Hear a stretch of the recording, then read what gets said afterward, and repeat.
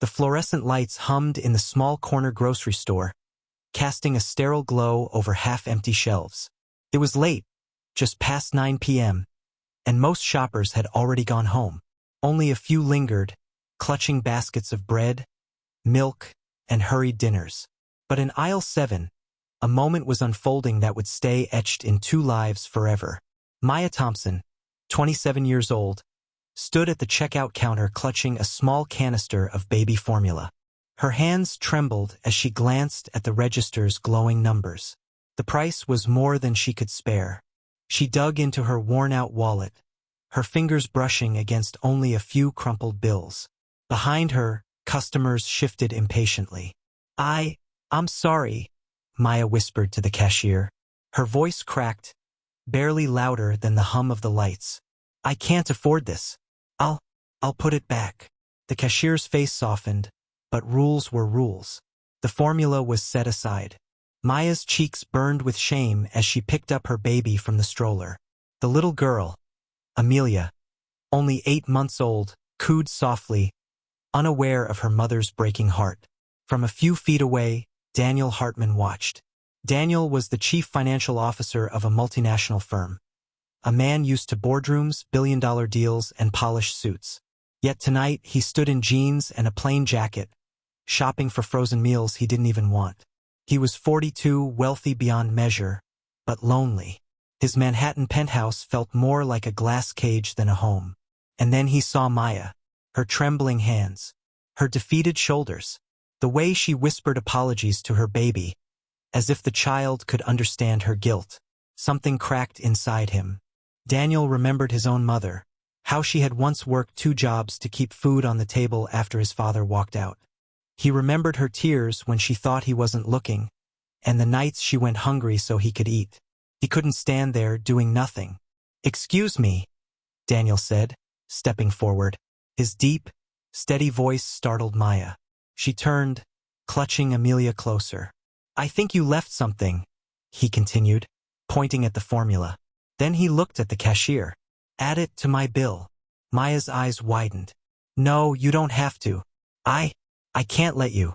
But Daniel shook his head gently. "It's not charity. It's just what's right." The cashier hesitated, then rang it up. The formula was bagged and placed in Maya's hands. She clutched it as though it were gold, tears brimming in her eyes.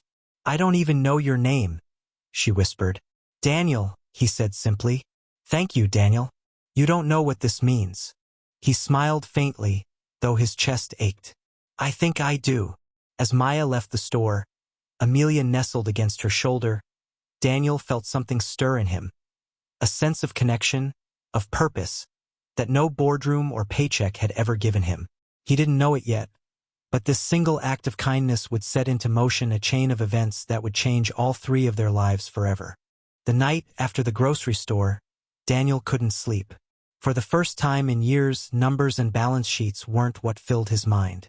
Instead, he kept replaying the look on Maya's face when she cradled that formula like it was the most precious thing in the world.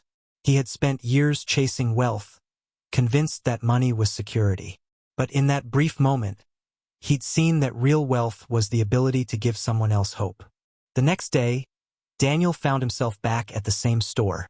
Not because he needed groceries, but because some part of him hoped he'd see Maya again. And fate did not disappoint. Maya was there, this time buying just a loaf of bread and a small carton of milk. Amelia rested in the stroller, giggling at the jingling of her toy keys. Maya noticed him first.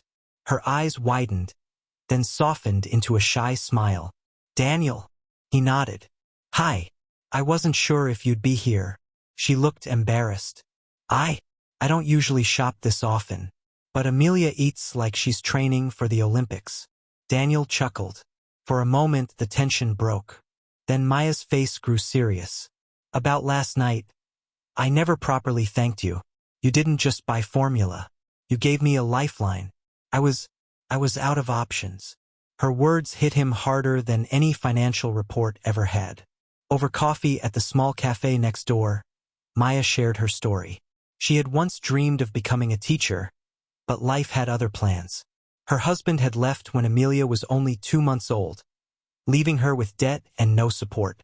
She worked part-time at a laundromat, barely making enough to cover rent. I feel like I'm always failing her, Maya confessed, glancing at her baby. Daniel shook his head firmly. No, you're not failing. You're fighting. That makes you stronger than most people I know. Maya blinked back tears. No one had said those words to her before. From that day on, Daniel couldn't stay away. He started helping quietly, dropping off diapers when Maya wasn't looking, connecting her with a friend who ran a daycare so she could work more hours, even showing up to fix the broken lock on her apartment door. But he never flaunted his wealth. He wanted Maya to see him not as a CFO, but as Daniel, the man who cared. And slowly, something beautiful blossomed. Maya, once guarded and wary, began to trust again.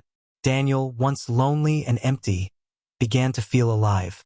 Together, with Amelia's laughter as the glue, they created something that felt like family.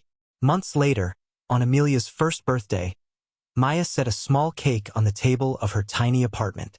Friends from the laundromat came, along with Daniel, who carried a single wrapped gift.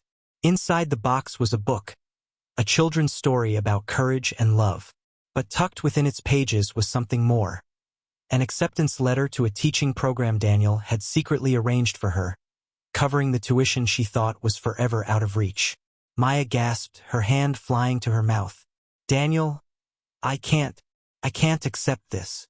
He looked at her with quiet conviction. You can, because you deserve a future as much as Amelia does. And because sometimes, kindness isn't just about one moment. It's about changing the course of a life. Tears streamed down Maya's cheeks. For the first time in years, hope didn't feel like a distant dream. Daniel reached for her hand, his voice steady but soft. Last night, you said I didn't know what that formula meant to you. But I did. Because once someone gave my mom a chance to, and it changed everything. Now it's my turn to pass it on. Maya squeezed his hand, her heart overflowing. In that moment, surrounded by love and laughter, she realized that sometimes family isn't about blood or money. It's about the people who show up when you need them most. And Daniel, once a lonely CFO, realized he wasn't alone anymore.